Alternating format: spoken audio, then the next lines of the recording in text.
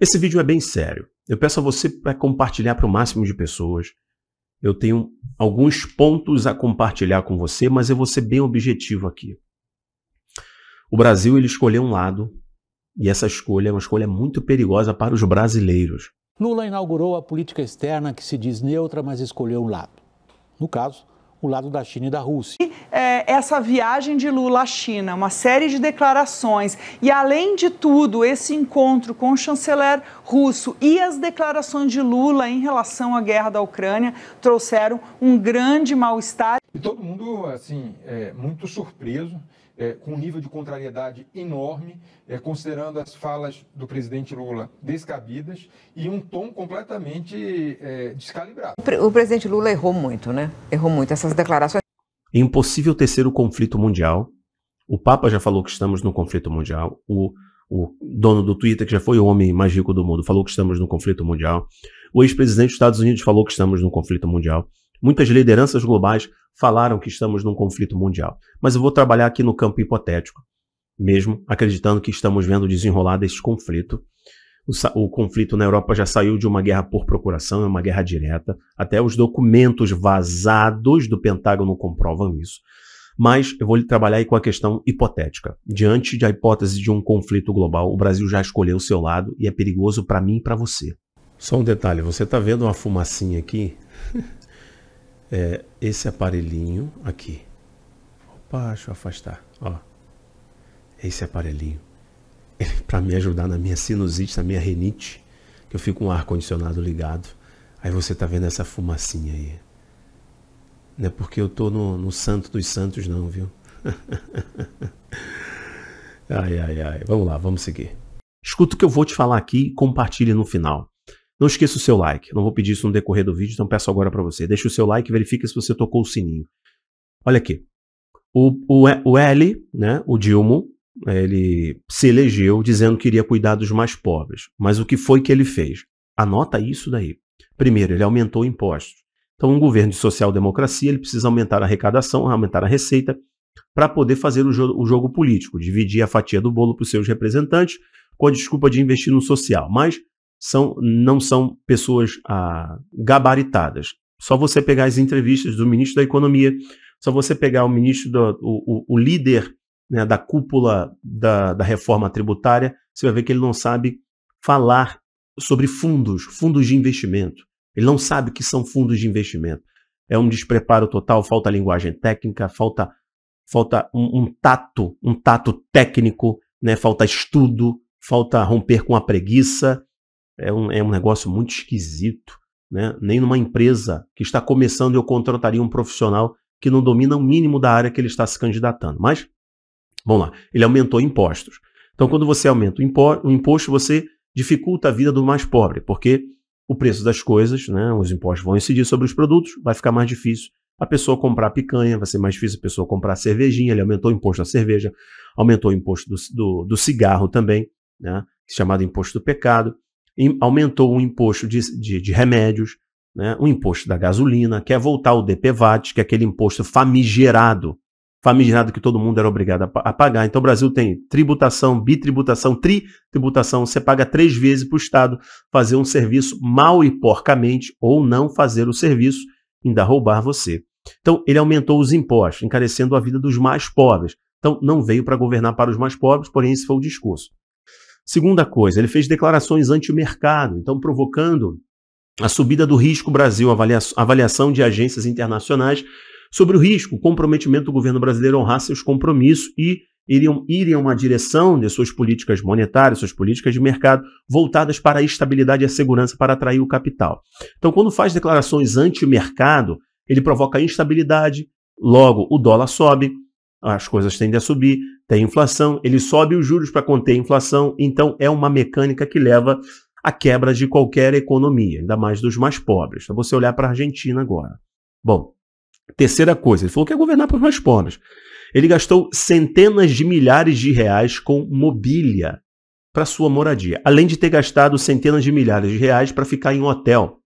Depois, a sua esposa, que disse que ia cuidar dos mais pobres, gastou centenas de milhares de reais para móveis. Móveis, gente, você não precisa de móvel para viver. Você faz isso por ostentação.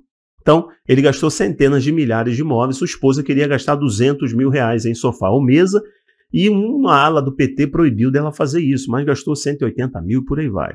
Então, pura ostentação, ok? Perfil de socialite, mas disse que ia cuidar dos mais pobres, né? Interessante, né, pessoal?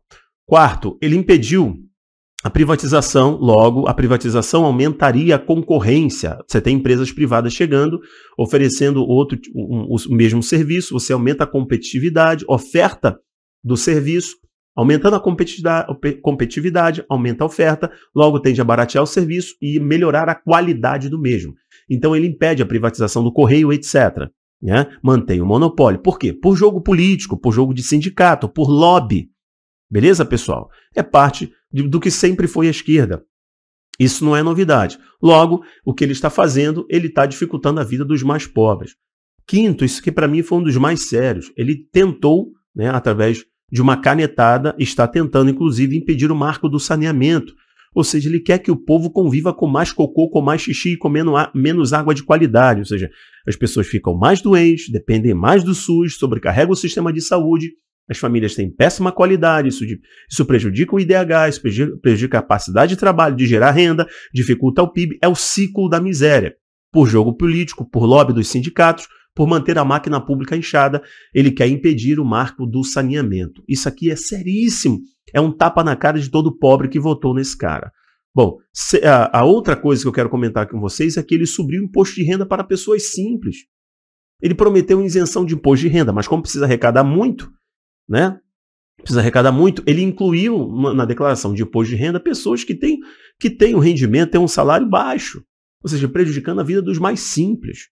Agora, outra coisa interessante é que o Lula, toda a sua equipe, né, todos os artistas, toda a galera aí que fez o L, né, era uma histeria generalizada. Isso levou, inclusive, muitas pessoas de bom coração, de boa intenção, pessoas instruídas, a votarem nulo, a criticarem o presidente anterior e etc. Ele dizia que era em defesa da democracia, a Globo falava muito isso, a Folha de São Paulo, o Estadão, em defesa da democracia, frente ampla pela democracia. Mas o que foi que ele fez? Ele prometeu a democracia, né? Mas eu já falo da democracia, ele prometeu transparência, né? Anota aí. Então, prometendo transparência, quando ele entrou, o que ele fez? Ele impediu o acesso às filmagens do 8 de janeiro. Ele tentou impedir a implantação da CPMI para apurar os atos de 8 de janeiro. Então, quem não deve, não teme. Então, ele prometeu transparência, está escondendo os fatos. Outra coisa, ele colocou sigilo nas viagens, criticava tanto o sigilo do Bolsonaro, o sigilo do Temer e de outros presidentes, mas ele colocou, primeira coisa, foi colocar sigilo. Então, criticou o sigilo, quando chegou lá, colocou o sigilo. Sigilo de viagem, sigilo de visitas, sigilo da festa da posse, foi sigilo para tudo quanto é coisa. Agora, ele prometeu defender a democracia, isso aqui eu quero que você preste atenção e agora tá a cereja do bolo, a gente conclui o vídeo. Ele prometeu na frente ampla pela democracia, inclusive com o apoio dos Estados Unidos, isso aqui é bem feito para esse corpo sem alma, um dos péssimos jogadores da diplomacia internacional, que é o Joe Biden. Parabéns para ele. Apoiou o Lula e agora está provando o próprio veneno. Na verdade, o Lula foi colocado pela elite globalista, mas estão provando o próprio veneno. Por quê?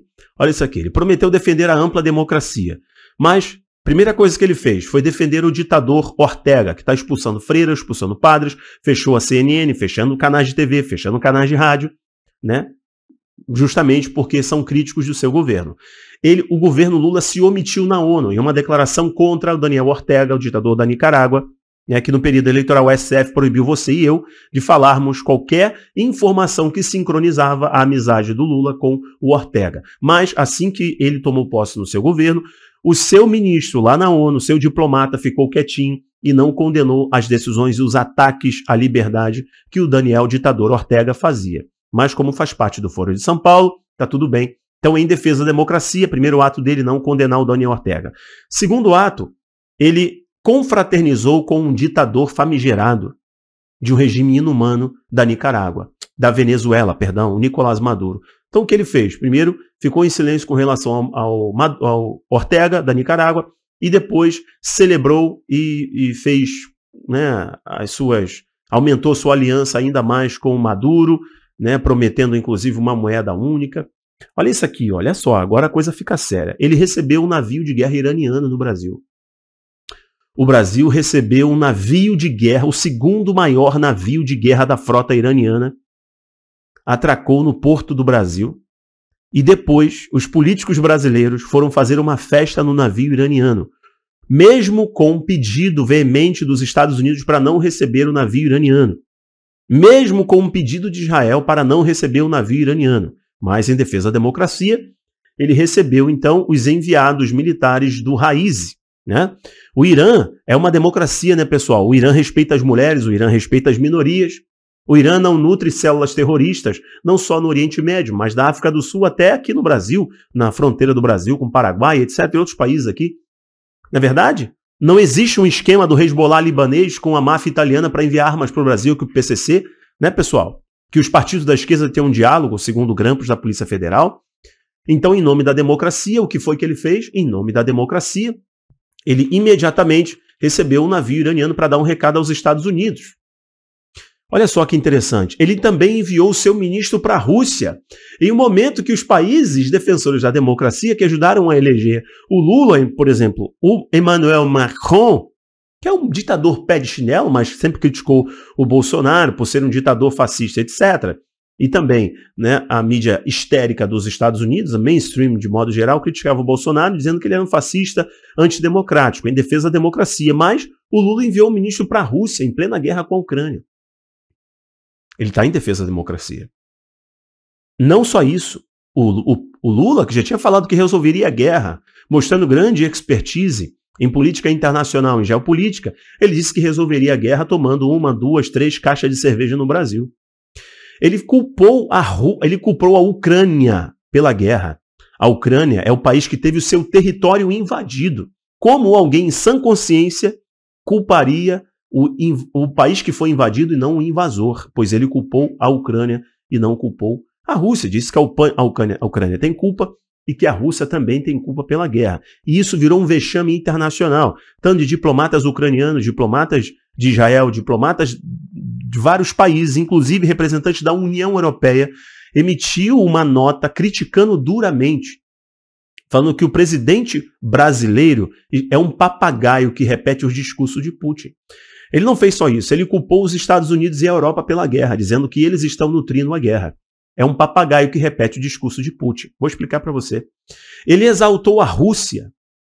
Em defesa da democracia, ele exaltou a Rússia. A Rússia é um dos regimes mais corruptos que você vai conhecer no mundo, a política russa. Bom, ele disse que o mundo precisa de uma outra ordem internacional, e com isso ele acabou detonando o dólar. Outra, ele exaltou a China e o seu líder comunista. O Xi Jinping é o líder do PCCH, da ditadura comunista de mercado chinesa. O cara foi eleito sem nenhum voto dissidente. Isso é democracia? Você acredita mesmo? Olha como os professores tratam os alunos na China. Olha como imagine o Felipe Neto na China, se ele poderia xingar um presidente em exercício como ele xingou o Bolsonaro. Imagine os artistas que fizeram música contra um presidente, que criaram uma réplica da cabeça de um presidente em exercício, chutaram essa cabeça, se poderiam fazer isso na China. Mas o líder dessas pessoas, né, que fizeram L, foi na China e exaltou o Xi Jinping como o novo líder global e a China como um grande partido que respeita as pessoas e a democracia.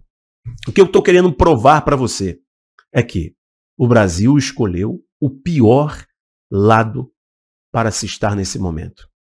E acreditem, a elite globalista colocou o Lula no cargo, permitiu, ele fez toda a pressão, inclusive com a Irmandade que atua aqui na justiça e na política brasileira. Os mesmos que também estavam por trás, lá no início da Lava Jato, depois a coisa debandou, ganhou outros meandros, né?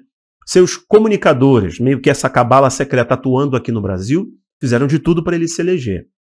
Só que, preste atenção, ele está num eixo que é um novo grande bloco socialista no mundo, com os piores regimes escusos do mundo, em defesa da democracia. Em uma guerra, o Brasil já escolheu o seu lado. Nós precisamos orar muito, irmãos. E eu concluo esse vídeo dizendo para você que Deus tenha misericórdia do nosso país.